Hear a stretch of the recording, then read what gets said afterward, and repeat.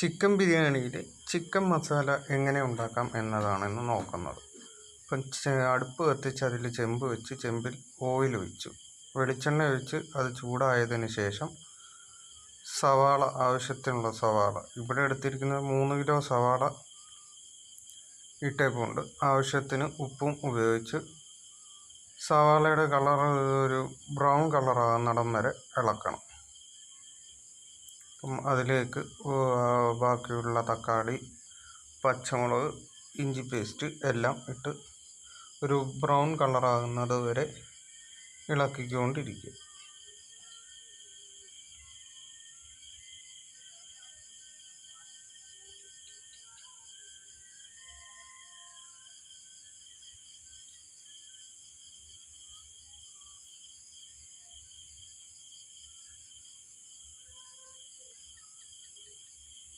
ഇടയ്ക്കിടയ്ക്ക് ഇളക്കിക്കൊണ്ടിരിക്കണം, അല്ലെങ്കിൽ അത് അടിയിൽ പിടിക്കും. ഇപ്പോൾ ഒരു ബ്രൗൺ കളർ ആവുന്നിടം വരെ ഇളക്കിക്കൊണ്ടിരിക്കുക. അതിലേക്ക് ഇപ്പോൾ പച്ചമുളകും തക്കാളിയും എല്ലാം ആഡ് ചെയ്തിട്ടുണ്ട്.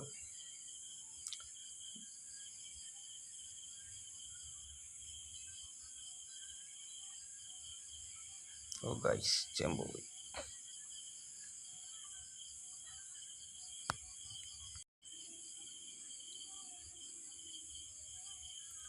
ഇത് നമ്മളൊരു 10-70 പേർക്കുള്ള ചിക്കൻ ബിരിയാണിയുടെ ചിക്കൻ മസാലയാണ് ഉണ്ടാക്കിക്കൊണ്ടിരിക്കുന്നത്. അവിടെ എൻ്റെ റൈസിനുള്ള ചെമ്പ് കത്തിച്ച് വെള്ളം ചൂടാക്കാൻ ഇട്ടിട്ടുണ്ട്. അപ്പോൾ അതിലോട്ട് കുറച്ച് പുതിന ഇല ഇട്ടു. കളർ ഏതാണ്ട് ഒരു ബ്രൗൺ കളറൊക്കെ ആയി വന്നിട്ടുണ്ട്. അതിലോട്ട് പുതിന ഇല ആഡ് ചെയ്തു. പുതിന, മല്ലിയില ഇതൊക്കെ ആഡ് ചെയ്തിട്ടുണ്ട്. ഇതൊരു പ്രത്യേക രീതിയിലാണ് ഉണ്ടാക്കുന്നത്. കണ്ടോ, സവാളയുടെ കളറൊക്കെ മാറി സവാള വെന്ത് ഒരു ബ്രൗൺ കളറിലോട്ട് സവാള വന്നിട്ടുണ്ട്.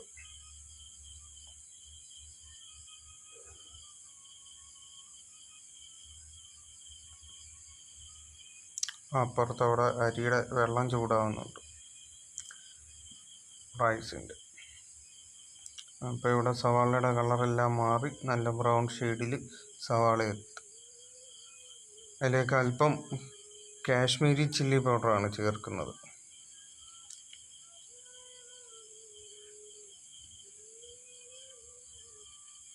കാശ്മീരി ചില്ലി പൗഡർ ചേർത്തതിന് ശേഷം വീണ്ടും ഇളക്കിക്കൊണ്ടിരിക്കും. ഇളക്കിയില്ലെങ്കിൽ അടി കയറി പിടിക്കും. അത് കഴിഞ്ഞ് കലത്തിൽ മല്ലിപ്പൊടി വെള്ളത്തിൽ അലിയിപ്പിച്ച് വെച്ചതാണ്.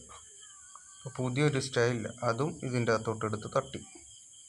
ഇനി എല്ലാം കൂടെ ചേർത്ത് ഒന്നുകൂടെ മിക്സാക്കി ഇളക്കിക്കൊണ്ടിരിക്കും. മല്ലിപ്പൊടി ഒരു 1/2 കിലോയോളം എടുത്തിട്ടുണ്ട്.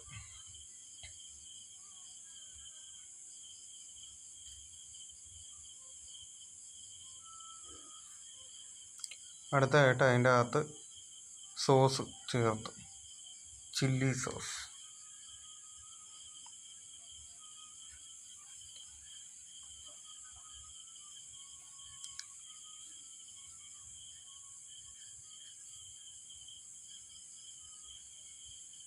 സോസ് ചേർത്തതിന് ശേഷം വീണ്ടും ഇളക്കിക്കൊണ്ടിരിക്കുക. ഇടയ്ക്കിടയ്ക്ക് ഇളക്കിക്കൊണ്ടിരിക്കണം, അല്ലെങ്കിൽ അത് അടി കയറി പിടിക്കും, പണിയും കിട്ടും.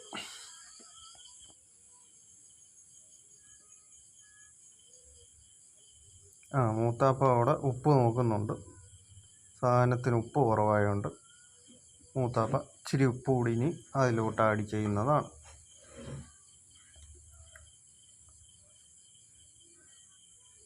ഇതിന് മുമ്പേ കഴുകി വെച്ചതിൻ്റെ മല്ലിയുടെ വെള്ളം കുറച്ചുകൂടെ വെള്ളം ഒഴിച്ച് കഴുകി അതിലോട്ട് ഒഴിച്ചതാണ്.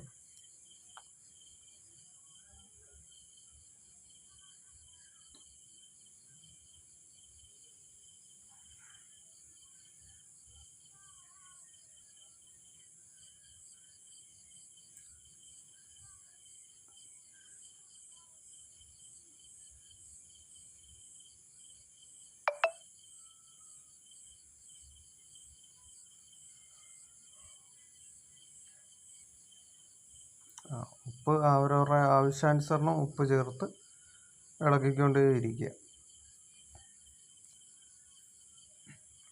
ഇപ്പോൾ ചേർത്ത മല്ലിപ്പൊടിയുടെയും മുളക് പൊടിയുടെയും ഒരു പച്ചപ്പ് മാറിയതിന് ശേഷം അതിലോട്ട് ഇപ്പോൾ ഒഴിച്ചത് പൈനാപ്പിൾ എസൻസാണ്.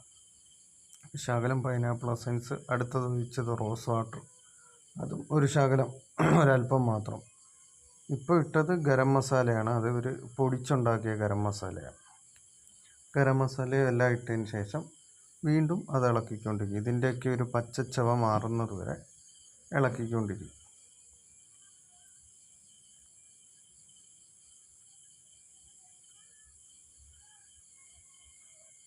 ഇനി അതിലോട്ട് അല്പം ഏലക്കാപ്പൊടിയാണ് ഇപ്പോൾ ഇട്ടത്. ഏലക്കാപ്പൊടി ഇട്ടിട്ട് വീണ്ടും ഇളക്കിക്കൊണ്ടിരിക്കും. ഇത് ഇടയ്ക്കിടയ്ക്ക് ഇളക്കിക്കൊണ്ടിരുന്നില്ലെങ്കിൽ സാധനം അടിയിൽ കയറി പിടിക്കും.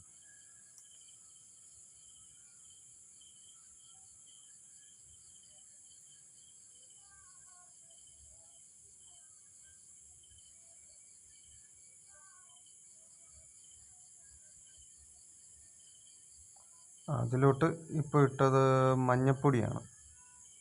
മഞ്ഞൾപ്പൊടിയും ആവശ്യത്തിനിട്ടതിന് ശേഷം അത് വീണ്ടും മിക്സ് ആക്കിക്കൊണ്ടിരിക്കുന്നു.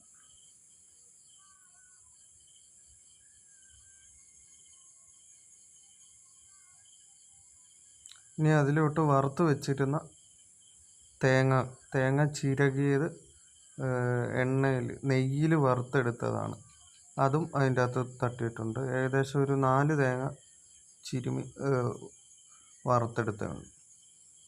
അതും അതിലോട്ട് തട്ടി ഇളക്കിക്കൊണ്ടിരിക്കുക.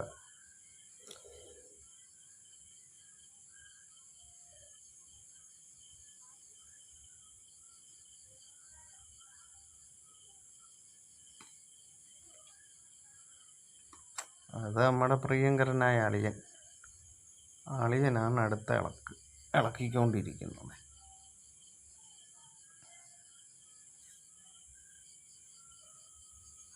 അടുത്തതായിട്ട് വറുത്ത് വെച്ചിരുന്ന സവാള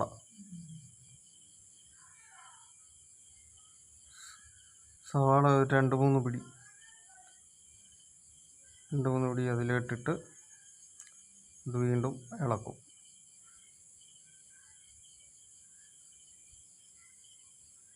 നമ്മൾ വീട്ടിൽ ചെറിയ രീതിയിൽ ചെയ്യുമ്പോഴത്തേക്ക് അതിൻ്റെ ആവശ്യമായ സവാളയും സാധനങ്ങളുമൊക്കെ എടുക്കണം. ഇത് ഒരു 10-70 പേർക്കുള്ള സാധനം ഉണ്ടാക്കണം. അതിലിട്ട് മുമ്പത്തെ ദിവസം രാത്രി വറുത്ത് വെച്ചിരുന്ന ചിക്കനാണ് ഇട്ടേക്കുന്നത്. ഒരു 10-70 പേർക്കുള്ള ചിക്കനുണ്ട്.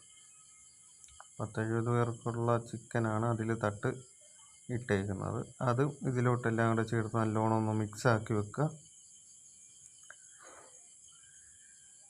ഇത് വറുത്തെടുത്ത് വെച്ച ചിക്കനാണ്.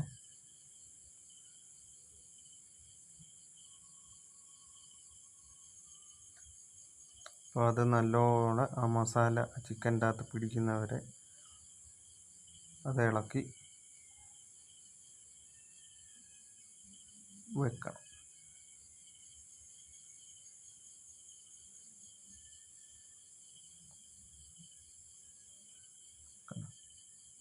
കുറച്ച് സമയത്തിന് ശേഷം ചിക്കൻ ബിരിയാണിക്കുള്ള ചിക്കൻ മസാല ഇവിടെ തയ്യാറായി. ഇനി അത് മൂടി വെക്കുക. നമ്മുടെ പരിപാടി കഴിഞ്ഞ് ഇതാണ് സ്വാദിഷ്ടമായ ചിക്കൻ മസാല. ചിക്കൻ ബിരിയാണിക്ക് ഉപയോഗിക്കുന്ന ചിക്കൻ മസാല ഇവിടെ തയ്യാർ.